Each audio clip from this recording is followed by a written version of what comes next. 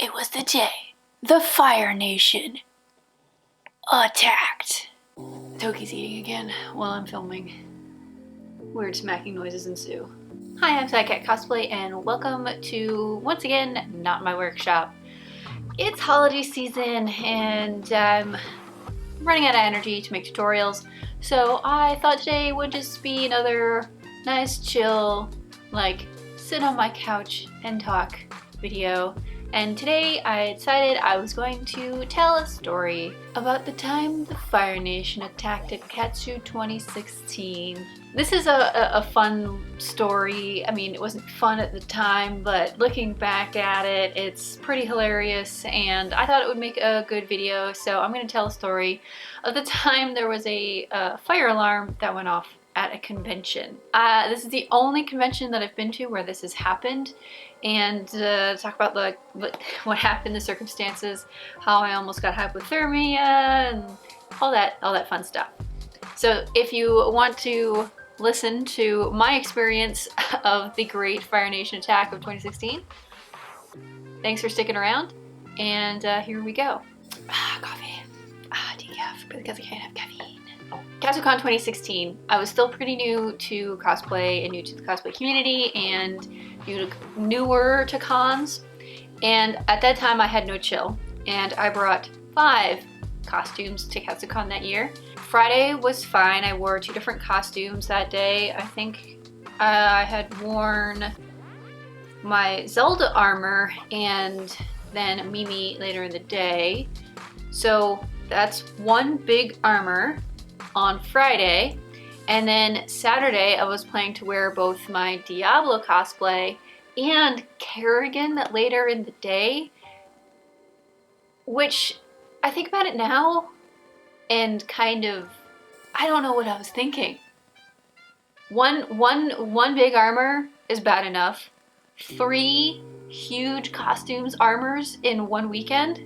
I think I have a few screws loose. So I also that year ran the Blizzard meetup on Saturday, and I believe it was at 1 p.m. on Saturday, if I can remember that correctly. I think that's what the timing. The meetup went fine. The meetup was 1 p.m. I think went until 2, but I think we got all the photos done in like a half an hour, and then we were just chilling and hanging out and talking and taking other photos and stuff. And sometime after 1 is when the fire alarm went off. I'm in Diablo. I had taken off the giant blades on his back, but I still was in the majority of the rest of the costume. My tail broke after some photos, so I had taken that off too. So I'm in most of Diablo, which is still a huge costume. Diablo, also I'm wearing 4-inch heels in this costume. The fire alarm starts going off, and so the Blizzard meetup was in the hallway that's off of the gazebo level. So if you're familiar with where Katsucon is in the Gaylord and National Harbor, you have this gazebo area that's all beautiful and pretty, and then there's like a hallway back from it into sort of like meeting rooms, and like there's elevators, and then like the hallway goes out to a set of doors. And so our meetup was in that hallway. And we're just kind of like, there's a fire alarm going off. What's going on? Do we need to leave? What do we do? And then about 5 minutes, maybe not even later, a security guy comes and starts saying, you have to leave. You have to go outside.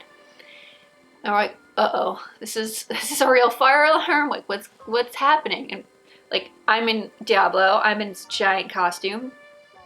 Diablo, I'm wearing a bodysuit, and then he's got all this EVA foam all over.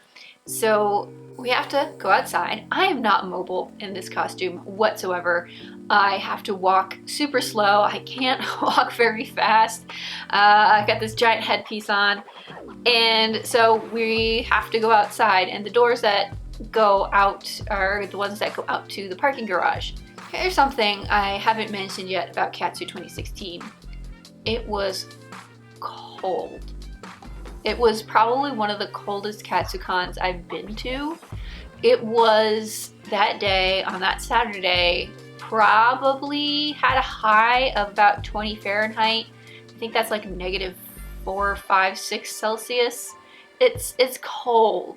And if you're familiar with the National Harbor, it's always windy in the National Harbor. Like, there's never not wind. Something about where it's located and how the buildings are laid out, it's a freaking wind tunnel at all times. We are forced outside. So at that point, our meetup, like, people had drifted off, so I wasn't, like, a lot of my friends had gone off to go do other stuff, so it was pretty much just me and my husband and, you know, everybody else who was being forced out that door. And so we go outside. And you would think that a giant EVA armor would be kind of warm, and the answer is no. It has no heat retaining qualities whatsoever, which is funny because when you're in it and you're inside, you get so hot and sweaty, but once you're outside and you're in the cold air, all that sweat from inside evaporates, and then it doesn't really hold heat very well. So I had some, you know, protection from the cold, like unlike some other people who were in some, you know, outfits that really weren't meant to be out in the cold. We go outside and we're looking around. We're like, what do we do? Like, where do we go? Like, what's going on? No, nobody's telling us anything. So we decide to go over into the parking structure to get out of the wind because it's really windy and it's really cold. And so we go into the parking structure and we're just standing there, and can we go back inside? Yes, no. At that point, I am in a lot of pain because I'm in giant 4-inch heels. I'd already been in the costume since about 11 a.m. I'd been in it for a good 2 hours. I had to take pieces of it off to make it a little more comfortable, and stuff had broken, so I'd take some stuff off. But at that point, I was cranky already, and now I'm cold. And my wonderful husband, he took the headpiece and was holding it so that I could at least have that off my head. I'm standing around like, what do we do? And so we end up standing in the parking garage for, I'm gonna say maybe 10 or 15 minutes before it becomes just extremely unbearable. It's so cold and so uncomfortable, and we still don't know if we can go back inside. So we ended up going from the parking garage and going over to the, I think it's the Hampton Inn that's across the street. There's a couple of hotels across the street from the Gaylord, and I can't remember which one's which off the top of my head. I'd have to look at a map, but I think it's the Hampton.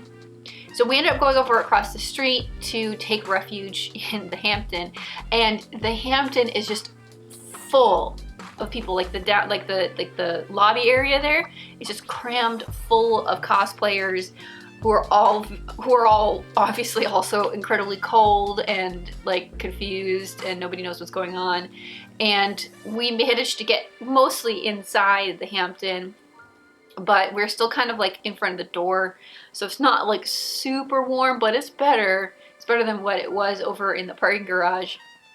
And so we ended up hanging out over there for, I want to say, about at least 20 minutes. I think that the Gaylord was evacuated for about an hour.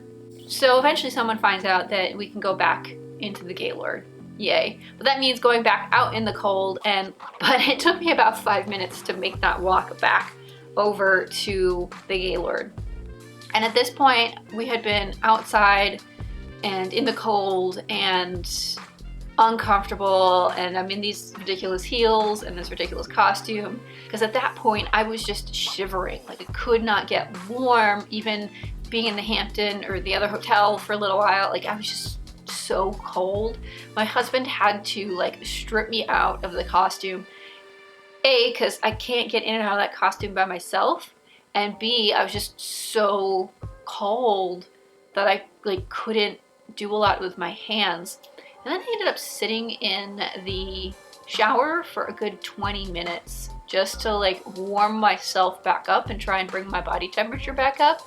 And then my crazy ass decides it's a good idea to get into Kerrigan. After everything I had been through that day, I had been in an uncomfortable costume for a couple hours. I had been out in the cold for an hour. I had to go outside, walk around, and do all this stuff in this costume. I still got into Kerrigan. And that is a hour-and-a-half long makeup process, and then getting dressed in Kerrigan, and then going and doing photos. Ah, man. Yeah, it was a time. And then of course I went to MagFest the following weekend. That was the year that Katsu and MagFest were back to back. The following weekend, the following Saturday, it was 65. Thanks, weather. People, I've heard some other people's stories from that day too, and they're all pretty ridiculous. So yeah, that's my story of the Fire Nation attack from Katsucon 2016. If you like this video, don't forget to give it a thumbs up and hit that subscribe button and bell notification. If you would like to see more cosplay story time, leave a comment down below letting me know if this is something you'd like to see more of. Thanks for watching, and I hope you have a safe holiday season, and I'll see you in the next video.